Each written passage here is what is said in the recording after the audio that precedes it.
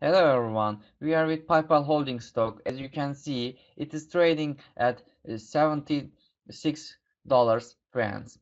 Due to good views in your previous video, I reviewed PayPal again. When we look at the like this, I had drawn important resistance levels.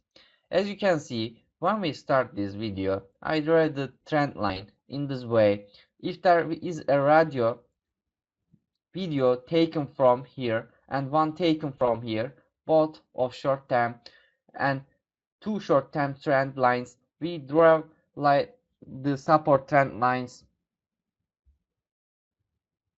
that can be done if the price movements experience a pullback. Let's see, and there are important things in the 4-hour chart that I will talk about today.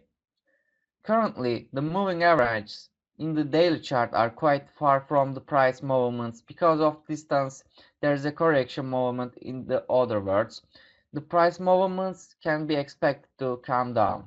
Let's move on the 4-hour chart. I will give the real details here. In the 4-hour chart, a candle has developed like this. This candle is a bit of the troublesome candle. Likewise, the candlestick here is like that. In general, it's an engulfing candlestick because this one here does not break too much. This is also a dangerous candlestick because the blue resistance areas that we have drawn here. As you can see, the price movements have not accepted if they have come back. If there are more of these returns, the books goes to 74 and 72 respectively. If it experiences a bend behind from here and goes up again, or even if there is a break like this, let's draw that, we will examine this and this again.